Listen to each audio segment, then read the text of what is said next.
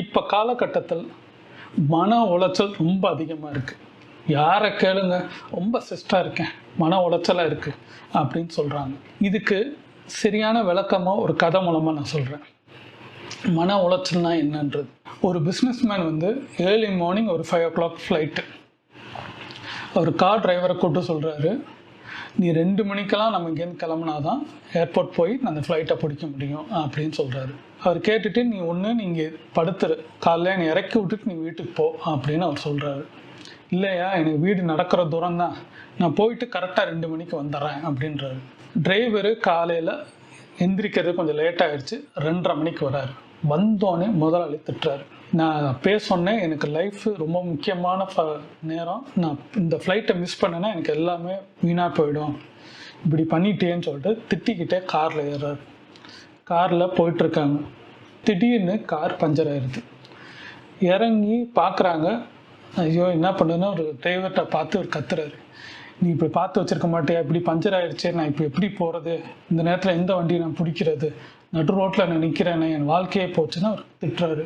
அப்போ ஒருத்தர் வந்து பைக்கில் வந்துட்டுருக்கிறாரு. நிப்பாட்டி என்ன ஆச்சுன்னு கேட்குறாங்க.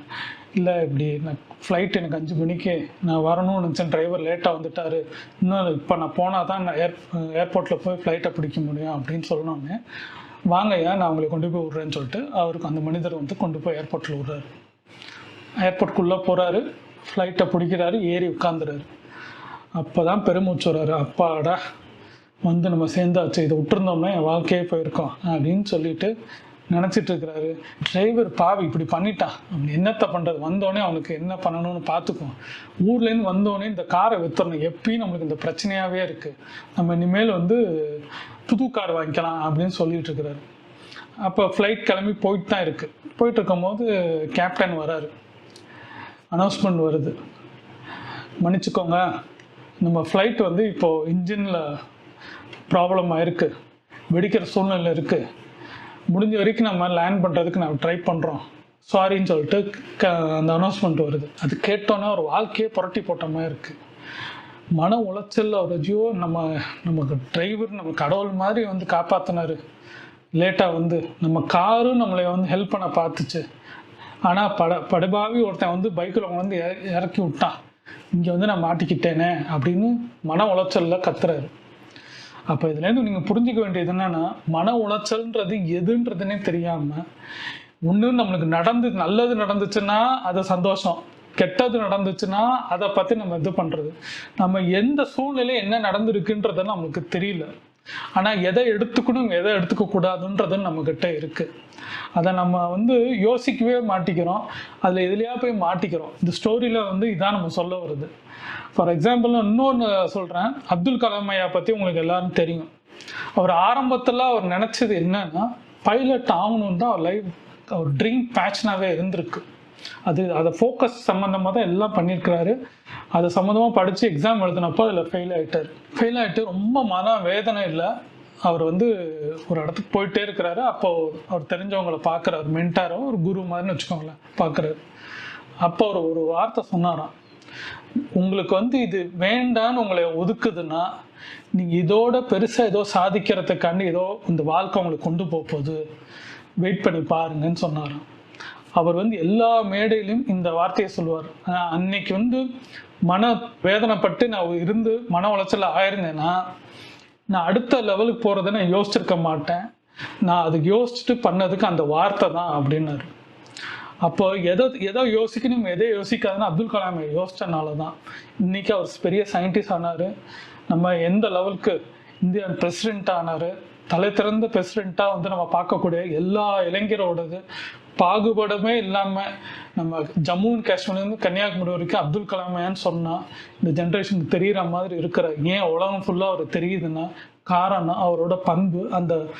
அவர் என்னன்னா எதுலையுமே சிரிச்சுக்கிட்டே இருப்பார், கரெக்டாக யோசிச்சுட்டு எதை செய்யணும் எதை செய்யக்கூடாது, எது தேவை எது தேவையில்லைன்னு தெரிஞ்சுக்கிட்டு நடந்தனால வாழ்க்கையில் அவர் ஸ்டெடியாக வாழ்ந்து பேரும் புகழோட எல்லார் மனதிலும் நிற்கிறாருன்னா ஏபிஜே அப்துல் கலாம் ஐயா தான்.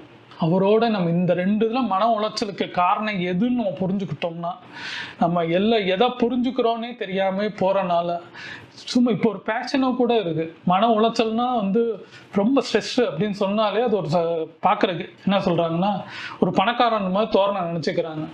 கிடையவே கிடையாது. அதனால எவ்வளோ ஹெல்த் இஷ்யூ வருது, என்ன மாதிரி வருதுன்றது தெரிய மாட்டேங்குது. நம்மளை வந்து எப்படி வச்சுக்கணும்னு யோசிங்க. நம்மளுக்கு எது தேவைன்னு வச்சுக்கோங்க. அந்த பைலட்டுக்கு போய் அவர் சொன்னோன்னு எப்படி அந்த பிஸ்னஸ் மேன் எப்படி யோசிச்சார், கடவுள்னு கார் டிரைவர் யோசிக்கிறார். நம்ம கார் நினச்சிச்சு நம்ம தான் செய்யலைன்னு யோசிச்சிருந்தாருன்னா அது அந்த நேரத்தில் அவருக்கு வந்து ஃப்ளைட்டை பிடிக்கணும்னு ஒரு இது கரெக்டு தான். ஆனால் அது எதை எடுத்துக்கணும் எதை எடுத்துக்க முடியாதுன்னு தெரிஞ்சிருக்கு. இதே மாதிரி தான் அப்துல் கலாம் ஐயா வந்து பைலட் ஆகணுன்ற ஒரு பேஷன்லேருந்து சயின்டிஸ்ட் ஆகி இன்னைக்கு எந்த லெவலில் நின்னார்னு பார்த்தீங்கன்னா, அவர் இறந்ததுக்கப்புறம் அவருக்குன்னு ஒரு சமாதி, அவர் இருக்கிறாருன்னா அவரை தேடி டெய்லி பார்க்கக்கூடிய ஒரு டூரிஸ்ட் பிளேஸ் மாதிரியே அந்த ராமநாதபுரத்தில் ஆயிருக்கு.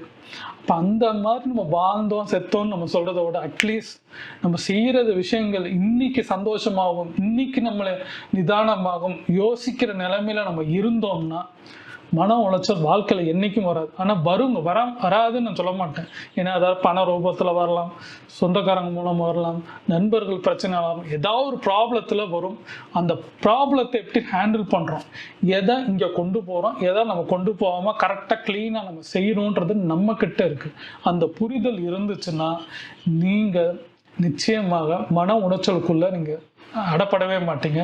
நிச்சயமாக உங்களுக்கு ஒரு தீர்வு வரும். எல்லா ப்ராப்ளத்துக்கும் ஒரு வழி இருக்குது, ஒரு சொல்யூஷன் இருக்குது.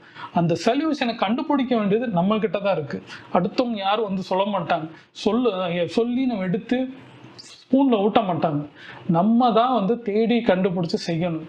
நம்ம எல்லாத்தையுமே அடுத்தவங்க அவங்க பண்ணுவாங்க இவங்க பண்ணுவாங்க யோசிச்சுட்டு இருந்தோம்னா நம்ம வாழ்க்கையில் எப்போ முன்னேறது? நம்ம முன்னேறணும்னா நம்ம தான் கற்றுக்கணும், தட்டி தடுமாறி எந்திரிக்கணும், போகணும். அதில் மன உளைச்சல் வந்தாலும் தூக்கி ஓரத்தில் வச்சுட்டு நம்ம போகிற பாதை வாழ்க்கை நம்மளுக்கு இது கொடுக்கலையா, ரைட்டு, நம்ம இன்னும் வேற ஏதோ கொடுக்க போகுதுன்றதை நினச்சிக்கோங்க. எனக்கும் மன உளைச்சல் இல்லைன்னு நினைக்கிறீங்களா? எனக்கு இருந்தது. அப்போ நான் புரிஞ்சுக்கிட்டேன் என்னதுன்னா, இது இல்லையா போட்டு நம்ம வாழ்க்கையில் வேற ஏதோ செய்வோம், வேற ஏதோ சாதிப்போம், வேற ஏதோ எனக்கு வரப்போகுது. அந்த அப்துல் கலாம் சொன்ன மாதிரி தான் அதை நான் எடுத்துக்கிட்டேன். அதை எடுத்துக்கிட்டனால நான் செய்கிறேன், தோத்தாலும் பரவாயில்ல, இன்னைக்கு செய்ய வேண்டிய வேலையை செய்கிறேன், ப்ராசஸ் பண்ணுறேன், ஆக்ஷன் பண்ணுறேன், ரிசல்ட்டு யோசிக்கவே இல்லை, செய்கிற வேலையை செய்கிறேன். அப்படி நடந்திருக்கனால தான் அந்த மன உளைச்சலில் மாட்டாதனால தான் தினமும் என்னால் வேலை செய்ய முடியுது. எந்த யோசனையும் உள்ளே கொண்டு போய் வைக்கிறதுக்கு வழி வகுக்கவே நான் நிற்கிறேன்.